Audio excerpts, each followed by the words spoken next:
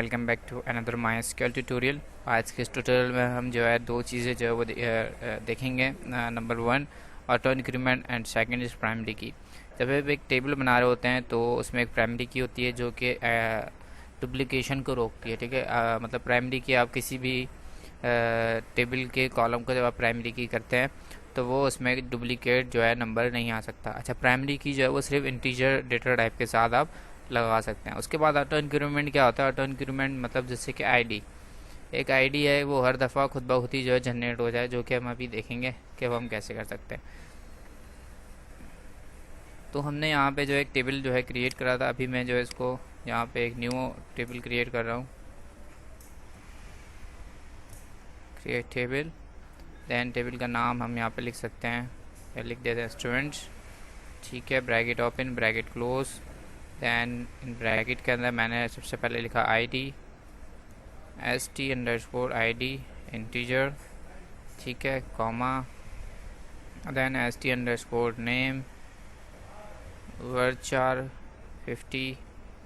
ठीक है, then ST_ यहाँ पे आप इसको नेम, फादर नेम।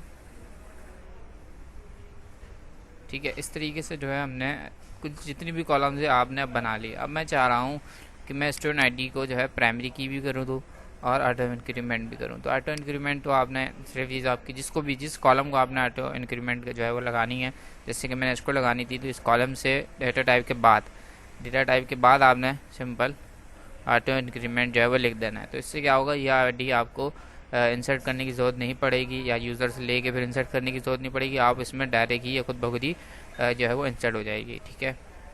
अच्छा, अब बात करते हैं मुझे इसको प्राइमरी की बनानी है।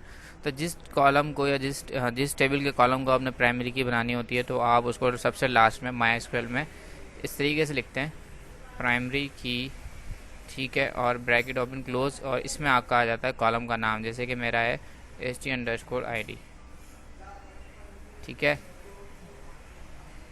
सॉरी लास्ट में यहाँ पे मैंने जो है वो कॉमा नहीं लगाया, ST_ID। तो मैं अब जब इसको कॉपी कर लिया, गो करूँगा, तो अब आप देखेंगे हमारे पास प्राइमरी की और ऑटो इंक्रीमेंट दोनों चीज़ें जो वो इंसर्ट कर दिया उसने। अब जब मैं टेबल पे क्लिक कर रहा हूँ, ठीक है, तो यहाँ पे आपके पास वही तीनों कॉलम्स आ रही हैं। और अगर मैं अब यहाँ पे इंसर्ट करूँ, इस टेबल पे क्लिक करते हैं, SQL और इंसर्ट। ठीक है, अब यहाँ से मैंने ये चीज़ हटाई। इंसर्ट करने का तरीका मैं पहले जो है पिछले ट्यूटोरियल में बता चुका हूँ, जिसमें नहीं देखा वो जो है वो वहाँ से देख सकता है पिछले ट्यूटोरियल से। अच्छा, अब क्योंकि यहाँ पे पहली तो इंक्रीमेंट हुई हुई है, ठीक है ना, ऑटो इंक्रीमेंट है, तो मुझे यहाँ देने की ज़रूरत नहीं पड़ेगी। तो सिर्फ मेरे पहले आ जाएगा नाम यहाँ पे,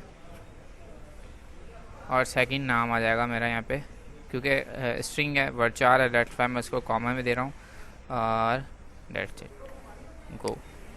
ठीक है, तो देखें अब यहाँ पे क्योंकि ऑटो इंक्रीमेंट था, तो डेट्स वाई वो जो है बिना आईडी जो है पास किए वो इंसर्ट हो गया। अगर हम ऑटो इंक्रीमेंट नहीं लगाते तो वो आपको वो भी आईडी जो है देनी पड़ती, जैसे कि हमने लास्ट ट्यूटोरियल में देखा था लॉगिन में। ठीक है, thank you for watching, that's all for today. अगर कोई क्वेश्चन हो तो आप कमेंट्स में मुझसे पूछ सकते हैं। अल्लाह हाफिज़।